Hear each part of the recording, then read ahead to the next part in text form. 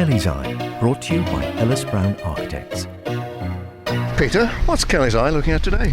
Today, David, a Kentucky fried door. A Kentucky fried door. I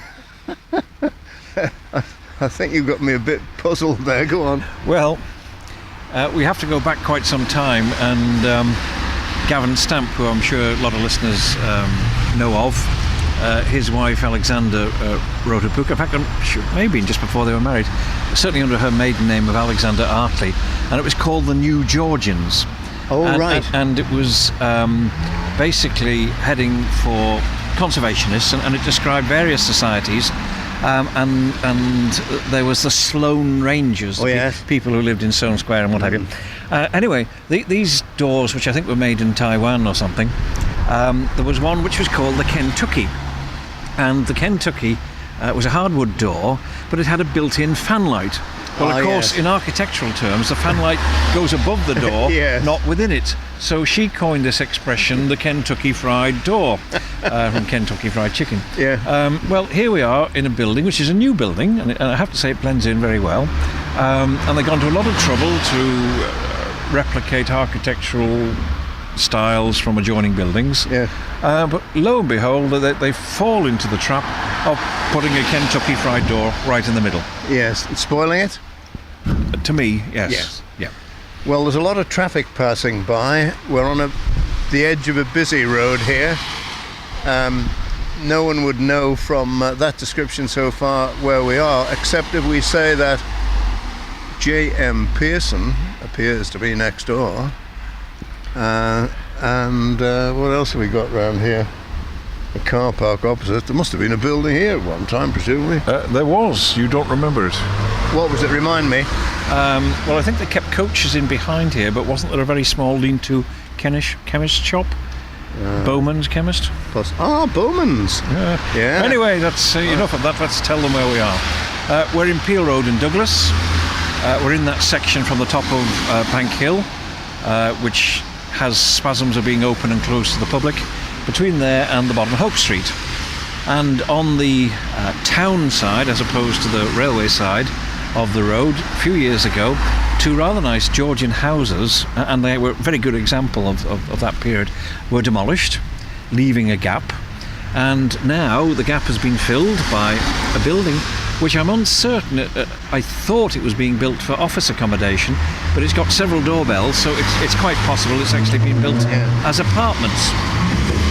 But they managed to squeeze 5 stories into it. It wasn't that before, presumably. Well, yes. Was it? I mean, when you look at the one next door, which you refer to as J.M. Pearson's, you see it's got this raised ground floor.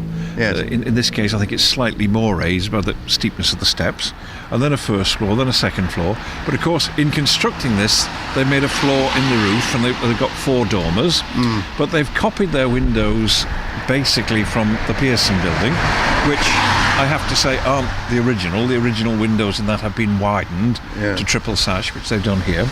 But what they've got, which Pearson's hasn't got, it's got a basement underneath. Now, one of the 2 houses that were here had a basement underneath, although when it was originally built, it may not have been as it appears. What happened was Mr. Royston, when he came to the island, his firm, of course, became Monumental Masons. He was actually a flag splitter, but he took a house here, and he excavated the garden down, opened up into the cellar basement, and had his Monumental Masons workshop in under his house. Yes. Touch of the Margaret Thatcher's working above the shop. No, living above the shop. Living above the shop. Yeah. And on the front, where he'd opened up and removed the garden wall, he put large gates and 3 gate pillars, because there was a large gate for carts to go in and out and remove the headstones, and a pedestrian gate. Years later, I think that became, was it Mr. Corlett? Anyway, it was a chap who had coaches, and he kept coaches or landau or taxis or whatever in underneath the building. Mr. Royston, in the meantime, having moved up the road to what many will remember as Blacks. And L.L. Corkle, the late L.L. Corkle, was very nifty, and he got in and got the 3 gate pillars, which went to his yard, up where Elnora Drive is, or off Elnora Drive.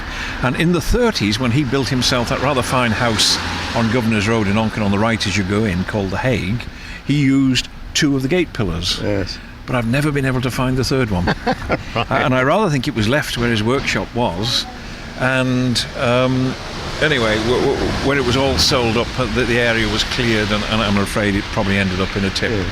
But no, here we have a building which, although it's not the Georgian building that was there, at least it blends in. And it blends in nicely because somebody, and I don't know who the architect was, has taken the trouble to say, what have we got around us? They haven't done it exactly the same as Pearson's. The bay windows haven't got slate roofs, and the windows haven't got those rather heavy margins. What they've done is put a dripstone instead. But no, it's one that I'm pleased with. Many of the most iconic buildings around the island have been designed by Ellis Brown Architects. Keep up with Ellis Brown today on Facebook or via ellisbrown.im.